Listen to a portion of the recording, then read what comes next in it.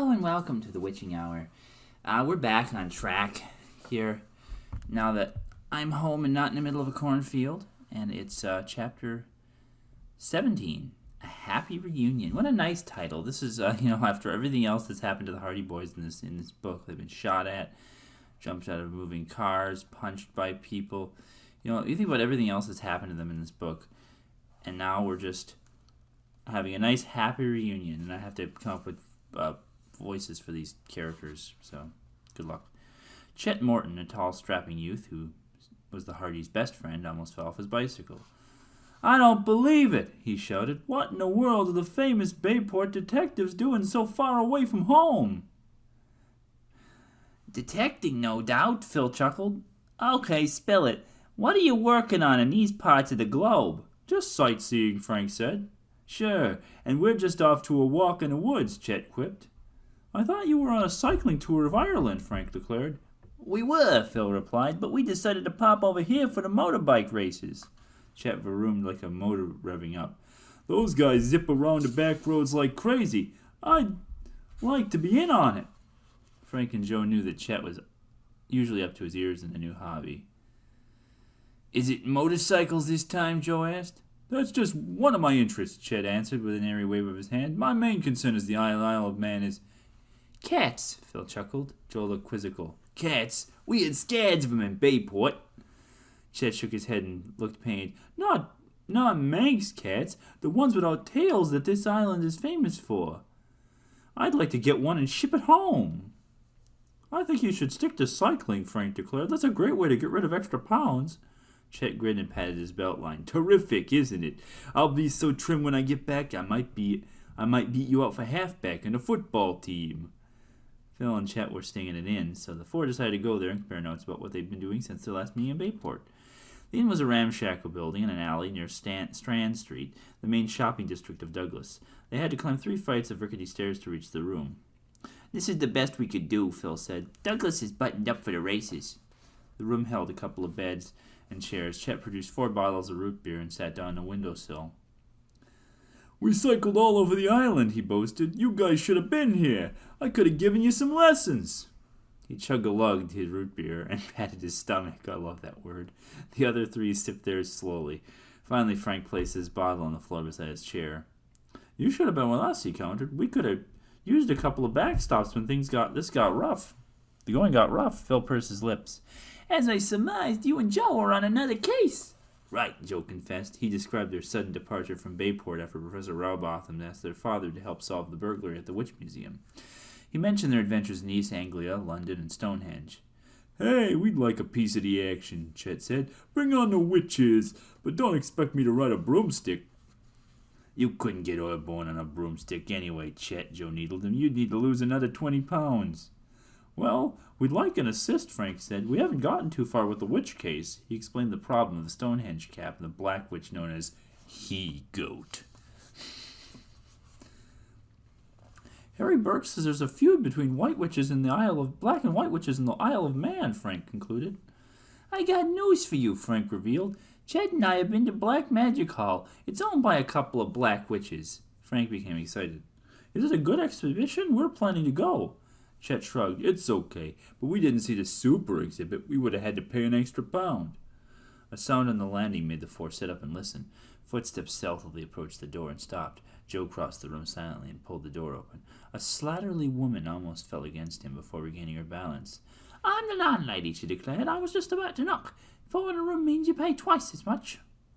"Then we want 2 extra cots," Phil said. The landlady told him to take the cots from a hall closet. They paid her and she went back downstairs. "Was she eavesdropping?" Chet wondered. "She may become the next suspect," Frank replied. "What say we all go to Black Magic Hall and see the special exhibit?" "Okay," Chet said, and they left the inn. The museum was located in a rundown area of Douglas. The man and woman who ran it were brother and sister, who admitted they were black witches. "And why shouldn't we be?" the woman demanded defiantly. "Witches have rights, too."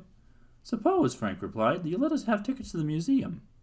The man took their money and handed them the tickets. His eyes followed the boys as they went inside. The regular exhibition was good. They looked over witch dolls, masks, bells, and candles. They stopped before a black table covered with velvet cloth, on which lay a wand, a crystal ball, 2 daggers that pointed in the opposite direction, an astrology chart, and a sprig of mistletoe. Interesting, but not suspicious, Frank judged when they circled the room. I don't see any of Professor Rawbotham's things here. An arrow directed them up a flight of narrow stairs to a door with a sign reading Super Exhibit. They entered the small dark room and closed the door behind them. Dim lighting illuminated the items on display. The first was a witch's cauldron. Joe whispered, Frank, that's from the Griffinmore collection. I remember the illustration in the catalog. The dent in the side is a dead giveaway. And here's a skull and crossbones exactly like Professor Rawbotham's, Frank murmured. And this mask, and this dagger. The Hardys told their friends from that the super exhibit appeared to be made up of stolen pieces from the Griffinmore Witch Museum. We ought to make those crooks confess, Chet said. No good, Frank countered. They'd only deny everything. But we must do something, Joe urged. Phil thought for a moment. How about visiting a witch's coven? We might find out some more proof that way. The Hardys agreed to try Phil's idea. The four laid their plans to descend to the ground floor, where the two witches were talking in guarded whispers in the corner. They fell silent when they saw the boys approaching. I have a secret to tell you, Frank said mysteriously. Oh, is that so? The woman sniffed. You see, we're apprentice witches ourselves. Where from? The man snapped. The unexpected question caught Frank off guard. As he fumbled for an answer, Chet came to his assistance. Bayport, USA. Witchmaster? The man snarled. Chief colleague, Joe said quickly. Witchmaster. Frank, Phil, and Chet had a hard time keeping their faces straight. Chief colleague was the head of the Bayport Police Department.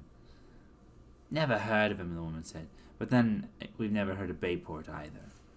You can find it on a map of the United States, Joe assured her. Frank intervened. We'd like to visit the coven while we're on Isle of Man. Can you set it up for us? The black witches exchanged glances. The sister nodded. Maybe we can arrange it for you. It'll cost you £10 each, the man added. Come back at 9 o'clock tomorrow night. We'll be waiting for you. Strolling back through Douglas, the Hardys discussed the situation with their pals. Phil and Chet agreed that £40 is a lot of money to invest in their adventure. They decided to cut the sum in half. Frank and Joe would pay £20 to visit the coven. Phil and Chet would tag along as backups in case of trouble. It'll be worth £20 if we discover any clues, Frank pointed out. But now we found the stolen items from Griffinmore, Phil said. Shouldn't we notify the police immediately? Not yet, Joe replied. We haven't any proof. It'd be our word against theirs. The Douglas police wouldn't have any reason to believe us. We'd have to get in touch with Griffinmore first. Frank turned his head slightly and looked out at the corner of his eye. Keep walking and don't look back, he said in an undertone. We've got a tail behind us. Following his directions, Joe, Phil, and Chet strolled nonchalantly as though they hadn't as if they hadn't a care in the world. Phil also spoke in an undertone. Do you recognize him, Frank? I sure do. He's the guy who threw the dart at Harry Burke in the pub. They turned a corner and sowed their shadow. He pretended to be looking in the shop window. Frank said, We'll go to the inn as if nothing were happening. If he follows us, he may tip his hand. There seemed to be nothing better to do. When they arrived, the landlady was inspecting a batch of receipts at the desk. She ignored them. Frank peered covertly out the lobby window. Our shadow's headed this way. He's coming in. What do we do now? Chet asked. You three go up to the room, Frank said. I'll stay on the second floor landing and keep watch. Scuffing their feet, the boys made a lot of noise as they climbed 3 flights of stairs. Frank silently remained on the second floor landing. Then he tiptoed down as far as he could and peered out the banister through the lobby.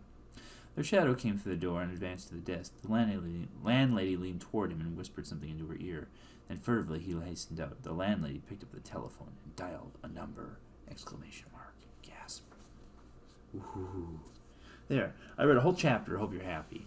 We're going to finish the Witchmaster's Key no matter what happens. Now we're going to play a spooky game. Okay, here we are. This game contains flashing images. If you have any heart conditions and or epilepsy, don't play. It's Five Nights at Chuck E. Cheese rebooted.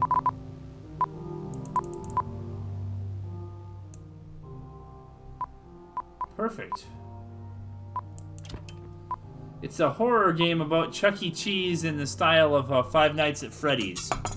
In case you didn't know, I'm really into Chuck E. Cheese. I did a video not too long ago about it. It's the idea of the... I never got to go to one as a kid.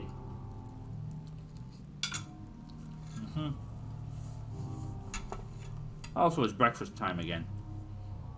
Like I do on the weekends. But, Pizza Time Theater. Let's get Chuck. No, I want to go start the game. By Radiance. This year. Hey, Fred. I need someone to take my night shift this week because of some family issues. You'd be up for the task? Give me a call if you're interested. Thanks. Sue. Oh, it's Sue. I feel bad for Sue. She has to do this all the time. Night 1. Probably just do like the first night. The first night's usually super easy. Here they all are. Jasper T. Jowls, Pasquale, Mr. Munch, Chuck, Helen Henny. Where's the phone? Hello? Hey, Fred. I see you're working overtime.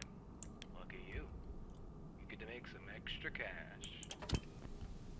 Anyway, management is requiring me to leave you messages every night to help you out with your shifts. We normally don't have anyone looking over this place during the night, but since we're shut down for renovations, there has been some concern of break-ins and vandalism and that kind of thing. So we needed someone, you in this case, to look over the place and make sure everything, especially Chuckie and his friends, is in check. First things first. I'm assuming management left you with a camera system. If you turn the monitor on, you'll be able to flip through the channels for the cameras that are placed throughout the building. It's not much, but it's at least something to look at while you're bored. And to watch for anything out of the ordinary, of course. They aren't top-notch, so don't be surprised if things are a little finicky. Also, behind you should be a security gate. Now, there were some issues in the past that basically forced us to put in that gate. It's a little broken, however. Instead of you just turning the handle and it keeping itself shut, you have to keep it closed by holding down the handle. I know it's a bit annoying, but in the case of an emergency, you're gonna need that gate. Just don't play around with it too much. You don't want it jamming on you. Alright, I think this should be it. Oh wait, yeah, I know this wasn't really in the job description, but whenever you get the chance, could you please head down to storage and pick up some things that need to be restocked? Management should have put a list down there. I'm sure you'll see it. Should be quick and easy to do at the end of your shift. And don't worry, it'll probably be counted in your paycheck. Alright, that should be everything for now. I'll talk to you tomorrow, and have a good night. Oh, it's only 2 a.m. So if you ever played a Five Nights game, this is what they're basically about. It's the same kind of deal as like with Freddy and friends. You look through monitors to see if anything's weird or creepy. You keep an eye here. You got to keep an eye on these guys. They're all right in the room with you. And there's also Mascot Chuckie who shows up sometimes. Okay, that sound scared me a little bit. He's supposed to be more active in this. I expected to see him by now. I don't see him. It's really weird. I don't know where Mascot Chuckie... Oh, there he is. There's Chuck. Okay. He's in the arcade, so he is coming. We keep an eye on you, Chuck. Uh-oh. That Chuck is that Chuck?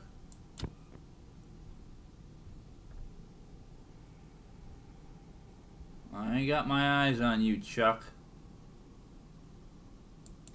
Where's other Chuck? Anybody coming up the hall right now? And sometimes you do have to close this door back here to keep him. If you see him back there, you gotta close the door. Or if you know he's coming. Just keep an eye on Chuckie. He doesn't really... You gotta make sure you don't do nothing crazy. What are you doing, Chuck? Come on. And there is that part at the end of the game where you gotta, or the end of the night where you gotta go to the storeroom and do a little mini game down there. So we'll do that after. We'll try to get through.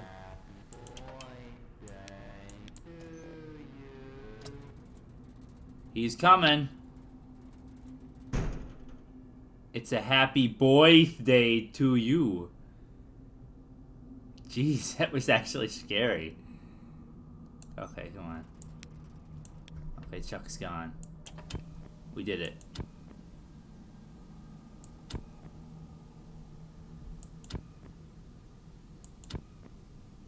Okay, I've never actually seen this with the sound cues where you could like see them. Yeah, it's just, it's more spooky. Uh-oh. No. I mean, we must be limited in some respect her, right? Where's Chuck? There's Chuck. There's a Chuck there. There's more than one Chuck. I want to get jump scared by something, right? He's still there. Get these arcade glitches. It's 5 o'clock. Okay, I think we're okay. Make sure he's there. We're gonna get through the first night, right? Jasper and Pasquale and Mr. Munch and Helen Henny. Even if Chuck's not here. I mean, I don't know. I think the first night in every Five Nights game is pretty much guaranteed. Oh, there's... Oh. Does that mean he's, like, close? I think the arcade is...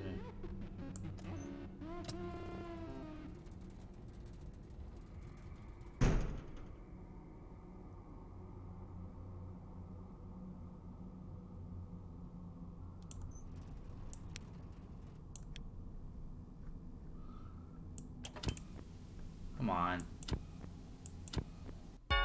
Yay! Congrats, we did it. First night's in the bag, as they say. It'll probably get it gets a lot harder from here. Collect all the items.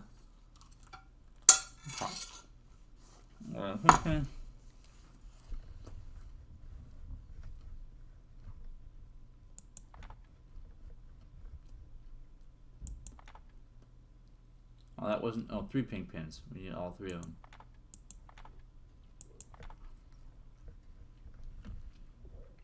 White computer. That's a white computer monitor and a pair of scissors. Come on. There's something down here that gets me if I take too long. Watches. Why do you have all this stuff, Chuck? Oh, geez. I'm taking too long. Where's scissors? Where's scissors? Oh, no. I don't see them. Right there. You have 2 hours off your next shift. Yay! That's what happens. That's how it works. You get that, and you do it. Okay. It's night 2. Let's do at least night 2, or till we get jump scared or something. So yeah, I really enjoy Chuck E. Cheese. It's great. Now we have this. They're having the Bootacular this year. I might try to get to that. Hey again, Fred. I see your first night went well. If it didn't, you obviously wouldn't be here right now. I mean, you know, you would have quit or something like that. Whatever. So as you probably already know, this shift is a piece of cake, and hopefully nothing is causing you trouble during the night.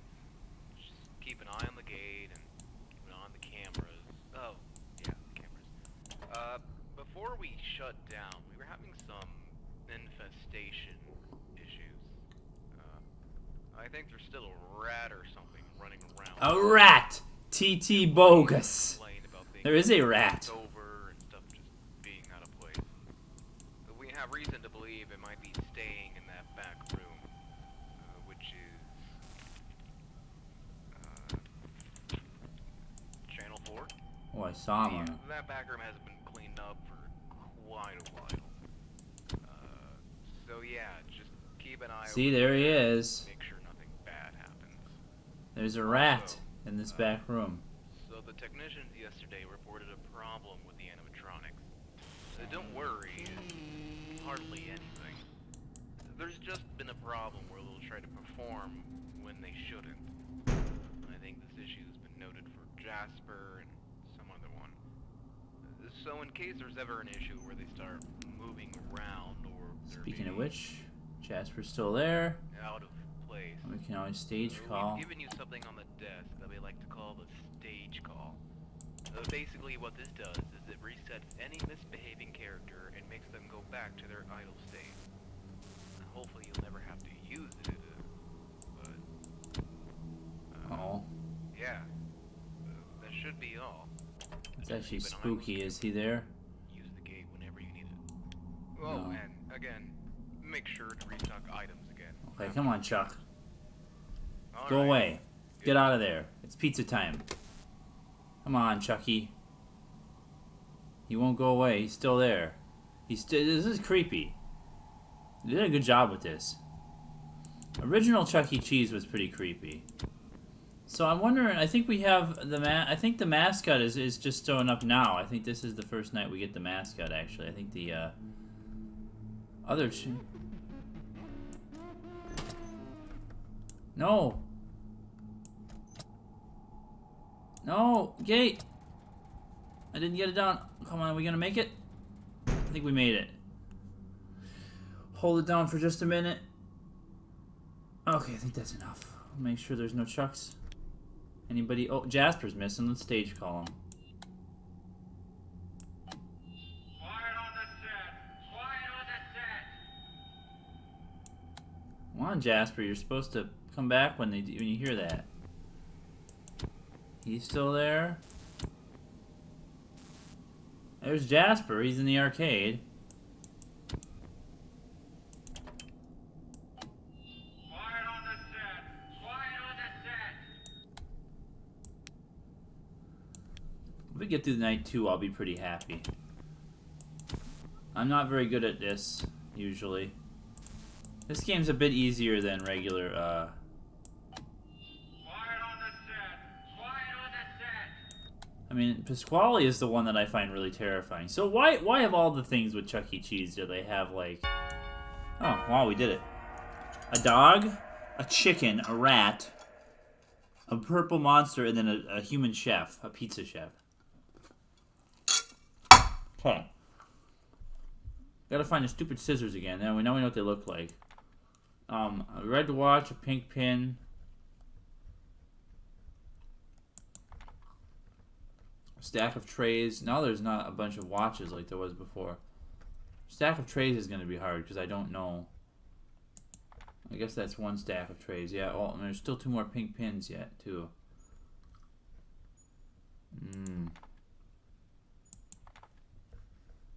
2 lamps, too. We got to get those. And a gray monitor. Is gray. Gray monitor. This is a white monitor, yeah. Oh, that's a gray monitor. It's a television. Okay, well, this is 5 Nights at Chuck E. Cheese. It's night 3, but I might continue playing this for myself or on the channel, but this is all we're going to do for now. We haven't really had anything too spooky happen so far, so hope you're all enjoying and having a good time. We didn't even really get jump scared, so this was pretty peaceful. It's a pretty easy game. Seems like it. So now you've been here for 2 whole nights. Oh, there they go. Soon to be 3. This is easy stuff. Quiet on the set. Quiet on the set. I hope you never had to use the stage call or anything. Oh, I did. If you did, I'm honestly surprised you came back at all. But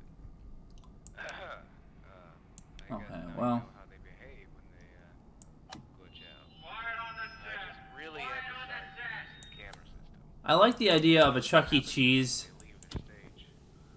One of the technicians this morning literally had to bolt Chucky back in place. Just make sure to keep a close eye on them. Okay, well, we're gonna Please make sure you know exactly stop where they here. are. So, I know hope that you're having a good time, incredible. and we'll see you next time on The Witching Hour.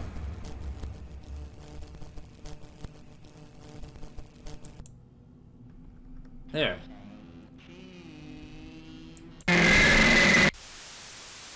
Oh, that was a nice ending. Thanks for that, Jasper T. Jowls. Okay, there. Now we'll see you next time on The Witching Hour. Jasper got us. We said cheese.